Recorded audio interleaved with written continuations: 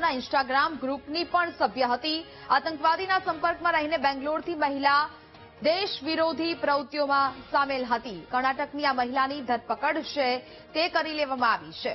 ગુજરાત એટીએસે જે આતંકવાદીઓની ધરપકડ કરી હતી અને આ 4 આતંકીઓના સંપર્કમાં રહેલી વધુ એક મહિલા આતંકીની ધરપકડ કરી લેવામાં આવી છે। સંવાદદાતા અનિતા વધુ વિગતો સાથે લાઈવ જોડાયા છે। અનિતા, ગુજરાત એટીએસે જે 4 આતંકવાદીઓની ધરપકડ કરી હતી, જે દેશ વિરોધી પ્રવૃત્તિઓ કરી રહ્યા હતા, હવે તેમાં વધુ એક મહિલાની ધરપકડ કરી છે। શું અપડેટ મળી રહ્યા છે હાલ? જી નેહા, જે પ્રકારે અલ-કાયદા ઇન્ડિયન ટેરર મોડ્યુલ દ્વારા જે 4 આતંકીઓને પકડવામાં આવ્યા હતા, ગુજરાત એટીએસને વધુ એક સફળતા મળી છે। આ આતંકવાદીઓ સાથે સંકળાયેલી એક મહિલા આતંકી જે સમા પરવીન નામની જે મહિલા જે છે તેની બેંગ્લોરથી ધરપકડ કરવામાં આવી છે। આ મહિલા છેલ્લા ઘણા વર્ષોથી બેંગ્લોરમાં રહે છે અને મૂળ ઝારખંડની રહેવાસી છે। બેંગ્લોરમાં પોતાના ભાઈ જે ખાનગી કંપનીમાં નોકરી કરે છે તેની સાથે રહેતી હતી।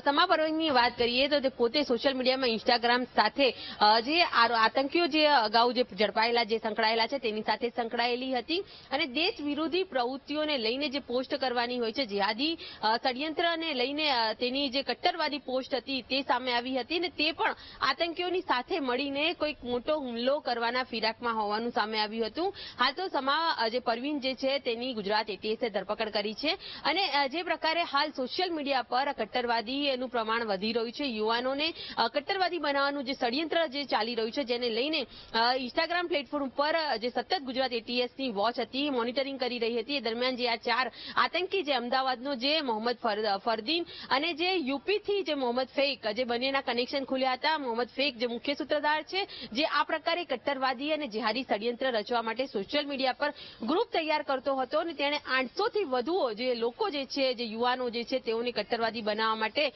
સામેથી જ પોતે તેને રિક્વેસ્ટ મોકલી હોવાનું ખુલ્યું હતું। જે પૈકી એક આ મહિલા આતંકી જે સમા પરવીનની અત્યારે હાલ ગુજરાત એટીએસે ધરપકડ કરી છે। આ સમા પરવીન ઘણા સમયથી ઇન્સ્ટાગ્રામ ગ્રુપ સાથે જોડાયેલી હતી અને જે આતંકીઓ જે પકડાયા હતા, જેનું મોટું જે કાવતરું હતું અને જે પ્રકારે ટેરરિઝમ ફેલાવાનું હતું અને સ્લીપર સેલ જે ડિજિટલ તૈયાર કરવાનું હતું, તેમાં પણ આ જે સમા પરવીનની મુખ્ય ભૂમિકા હોવાનું સામે આવ્યું છે। હાલ તો ગુજરાત એટીએસ તેની પૂછપરછ કરી રહી છે। તેની સાથે અન્ય કેટલા યુવાનો અને યુવતીઓ જે સંડોવાયેલા છે અને કટ્ટરવાદીનું પ્રમાણ જે સોશિયલ મીડિયા પર વધી રહ્યું છે, જેને અટકાવવાની ઉગ્રવાદી બનતા જે યુવાનોને અટકાવવા માટે અત્યારે ગુજરાત એટીએસે વધુ એક આતંકીની ધરપકડ કરીને વધુ પૂછપરછ હાથ ધરી છે। જી બિલકુલ અનિતા, વિગતો સાથે જોડાયા તે બદલ આપનો આભાર।